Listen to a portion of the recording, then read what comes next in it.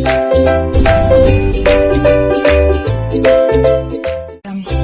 And welcome to my channel. So आज की video में हम डिस्कस करेंगे chapter 2 that is cell the unit of life.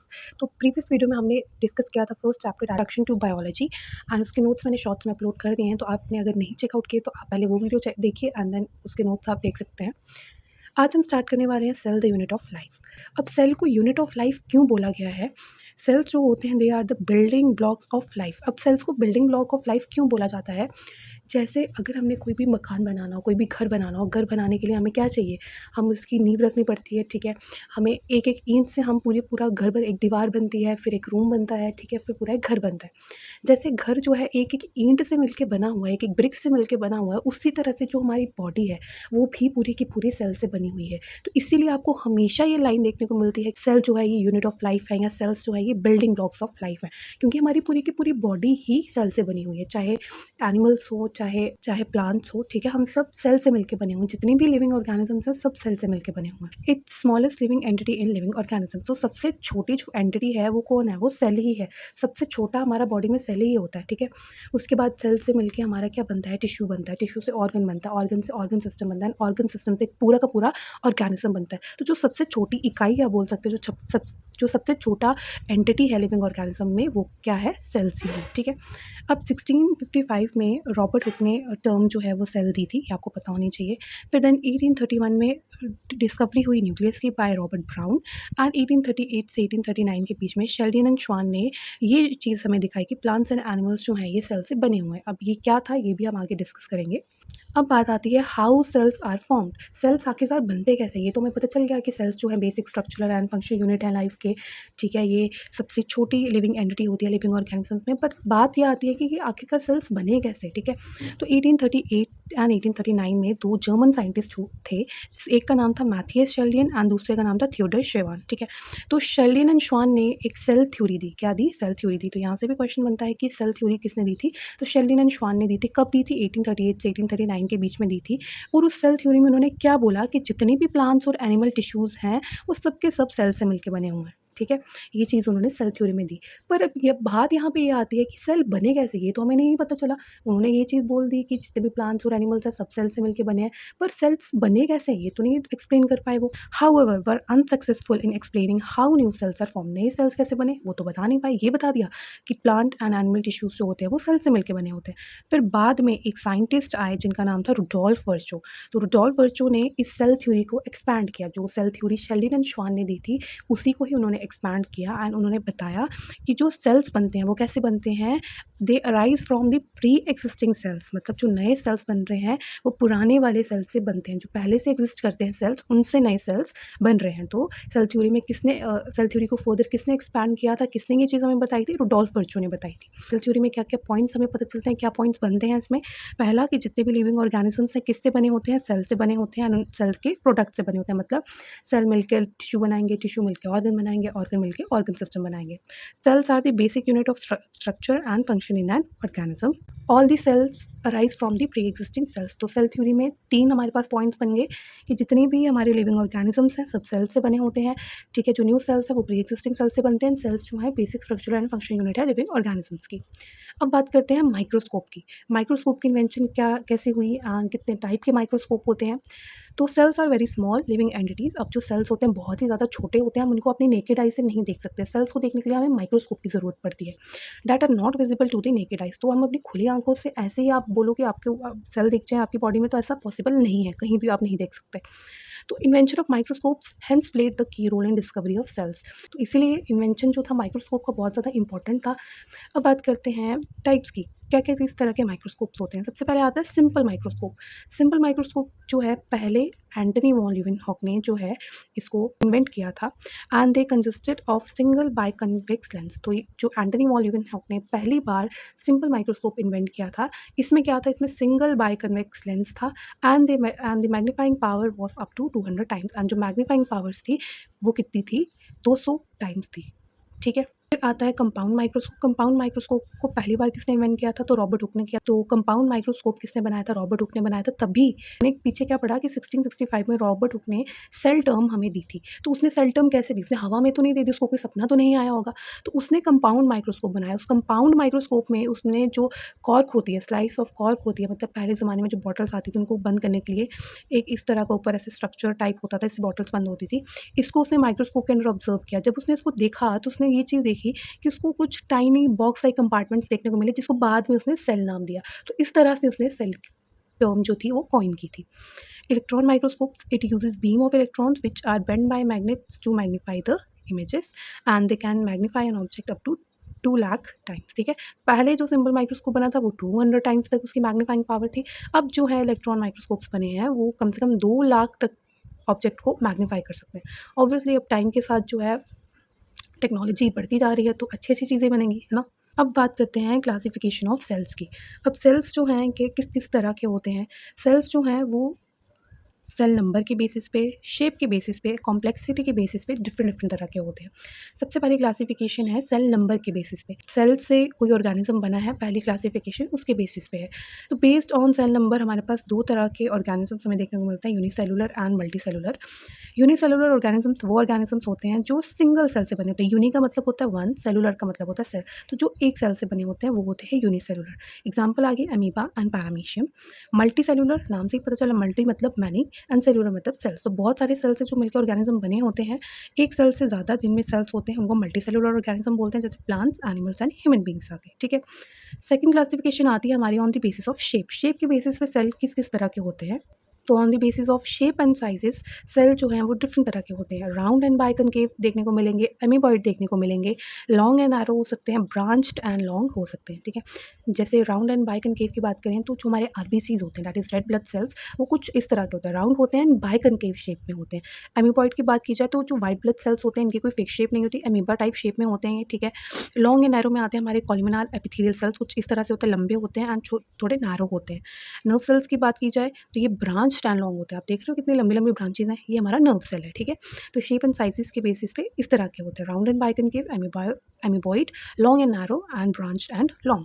Next जो क्लासिफिकेशन आती है वो आती है based on the cellular complexity, और सिंपल आप कॉम्प्लेक्सिटी बोल सकते हो कि कोई सेल कितना कॉम्प्लेक्स है, उसकी सेलुलर कॉम्प्लेक्सिटी के ऊपर भी सेल्स हमारे क्लासिफाइड है। प्रोकैरियोट्स हो सकते हैं या फिर यूकैरियोट्स हो सकते हैं।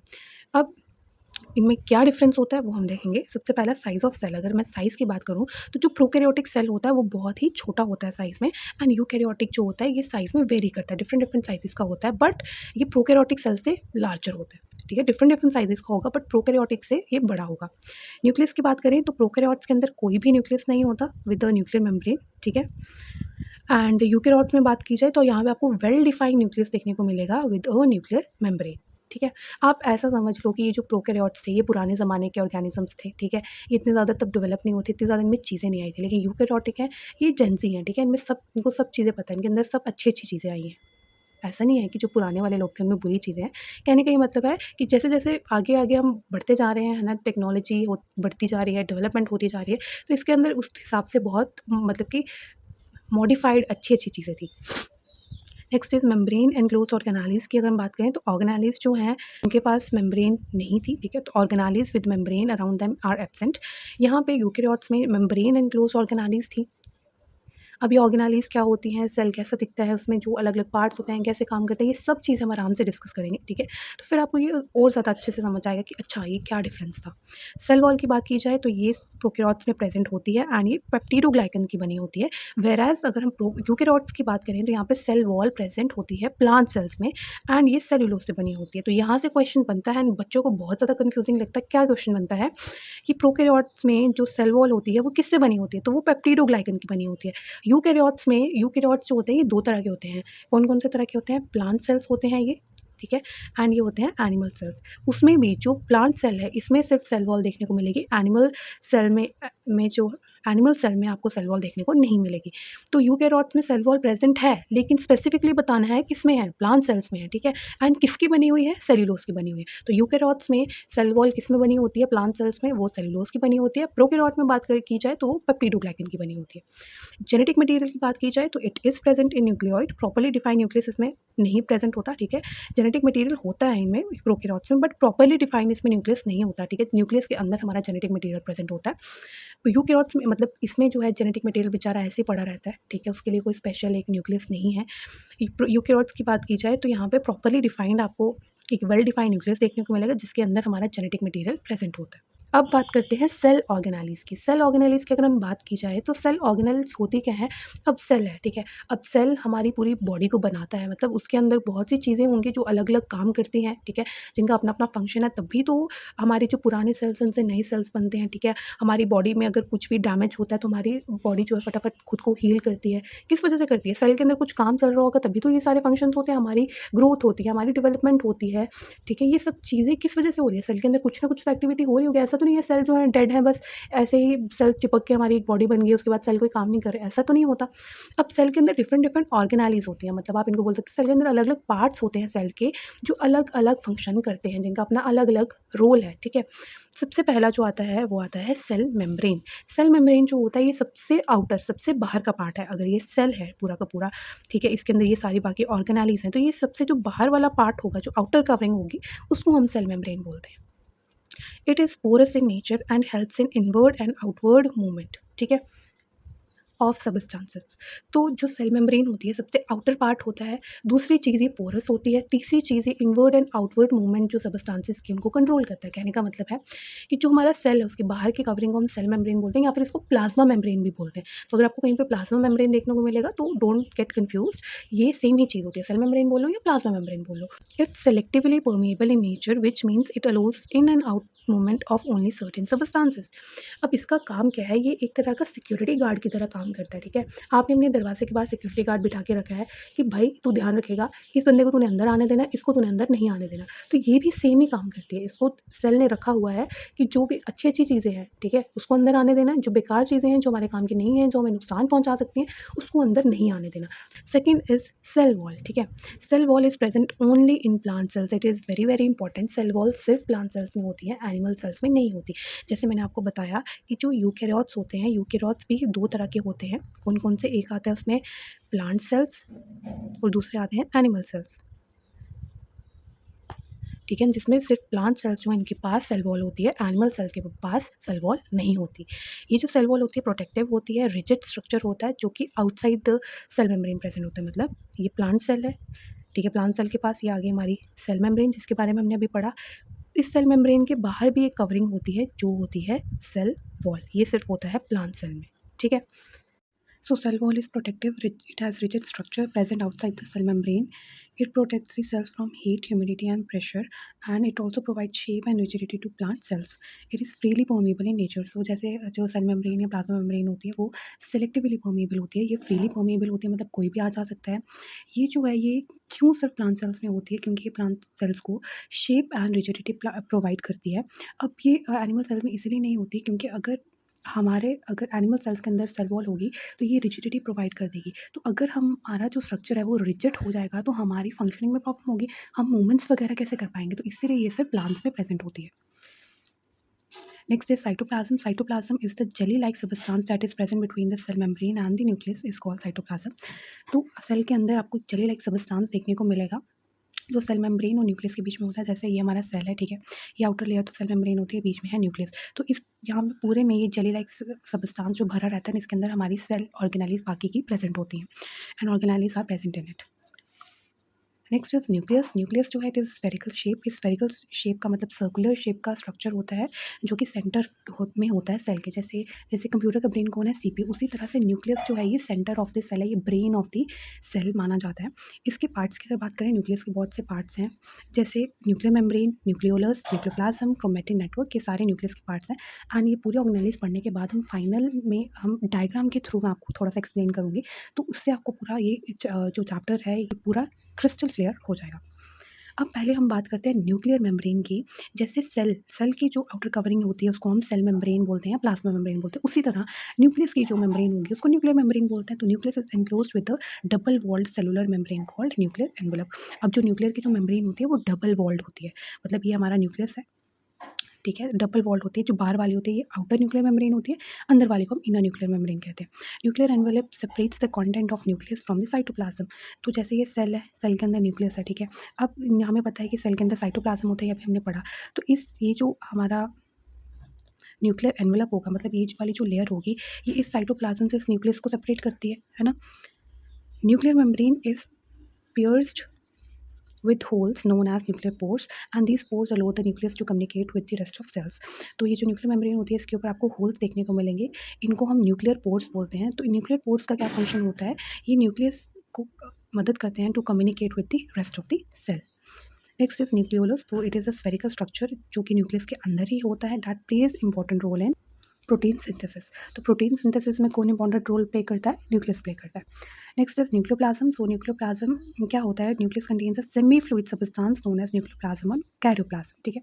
तो जैसे सेल के अंदर जो जेली लाइक सब्सटेंस होता है उसको साइटोप्लाज्म बोलते हैं। न्यूक्लियस के अंदर जो सेमी फ्लूइड सब्सटेंस होता है, जो फ्लूइड लाइक सब्सटेंस होता है उसको न्यूक्लियोप्लाज्म या कैरियोप्लाज्म बोलते हैं। तो आपको ये डिफरेंस पता होना चाहिए, कैरियोप्लाज्म या न्यूक्लियोप्लाज्म। जो न्यूक्लियस के अंदर जो आपको फ्लूइड लाइक सब्सटेंस मिलेगा वो होता है साइटोप्लाज्म, जो सेल के अंदर मिलता है, ठीक है, excluding the nucleus. Chromatin network क्या होता है, nucleus contains genetic material of an organism in a form of network of chromatin. तो ये जो न्यूक्लियस होता है इसके अंदर मैंने आपको बताया था कि जेनेटिक मटेरियल प्रेजेंट होता है सेल का। अब ये जो जेनेटिक मटेरियल होता है ये क्रोमैटिन की फॉर्म में प्रेजेंट होता है। This chromatin gets folded and coiled to form chromosome. यही जो आपने ऐसे स्ट्रक्चर्स देखे होंगे जिनको हम क्या बोलते हैं, क्रोमोसोम्स बोलते हैं ना। ये जो क्रोमोसोम्स को अगर आप अनकॉइल करोगे ना तो ये ऐसे तार लाइक स्ट्रक्चर आपको देखने को मिलता है। तो जब ये कंडेंस होता है तो ये इस फॉर्म में बन जाता है, ठीक है। अब हम बात करते हैं वैक्यूल की। अभी तक जितने भी हमने पार्ट्स पढ़े जैसे सेल मेम्ब्रेन, साइटोप्लाज्म, न्यूक्लियस हो गया, ये सारे बेसिक कंपोनेंट्स होते हैं सेल के, ये सारे के सारे बेसिक कंपोनेंट्स होते हैं। अब जो हम पढ़ने वाले हैं ये लिविंग पार्ट्स होते हैं सेल के, इनका अपना स्ट्रक्चर होता है, अपना फंक्शन होता है, एंड इनकी फंक्शनिंग बहुत इंपॉर्टेंट होती है हमारी बॉडी को चलाने के लिए, हमारी पूरे के पूरे सेल को काम करने के लिए।